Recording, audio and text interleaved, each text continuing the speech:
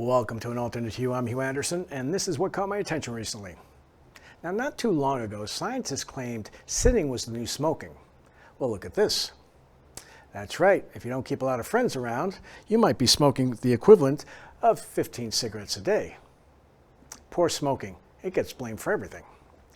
Now, recently, Federal Reserve Chair Jay Powell glibly remarked on 60 Minutes that the problems in the regional banks and in commercial real estate specifically are manageable, and that the Fed's working with troubled institutions that has investors confident that Bailout Nation is alive and well. This is according to Dave Rosenberg. This reminds me of Ben Bernanke's comments back in 2007 when he said the real estate crisis was contained despite the fact that property values were collapsing all over the world. Stay tuned. Now, passive investing has been gaining popularity for many years, but may be worth a look with a critical eye, according to Charles Gove of GovCall. He says that capitalism works because of the price discovery mechanism, and nowhere is it more important than in the financial markets. Lenders and investors obviously want to invest in growing and profitable businesses, and the cost of capital should be low for those profitable companies and higher for the others. This method of capital allocation was messy, but over time led to the best firms surviving and the worst ones disappearing. The arrival of mass capital allocation by index weights, also known as passive investing, reversed the process. In this new world, capital is provided to those that see the price of their shares rise, period. The higher the share price, the more fund managers need to buy of a company that weighs heavily in an index.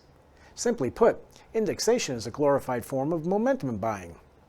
Sharp market declines tend to occur after long periods when momentum investing overwhelms fundamental investing, with 1987 being a good example.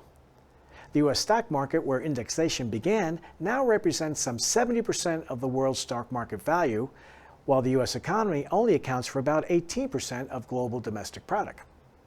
The markets imply that over the next 20 years, less than 20% of the world economy, also known as the U.S., will earn 3 times more profits than the rest of the world.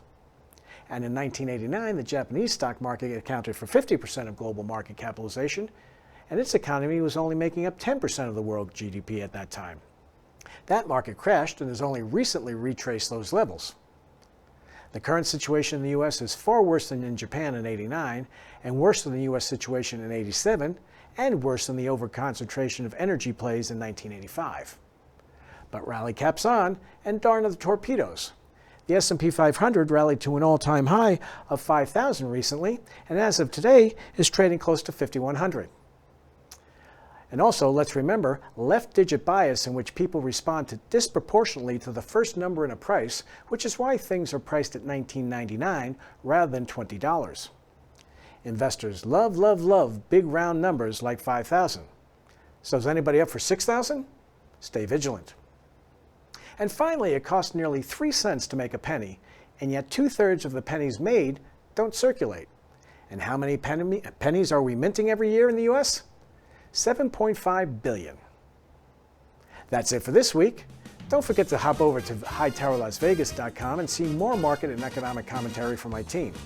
Until next time, have a positive attitude, have purpose, and keep the faith.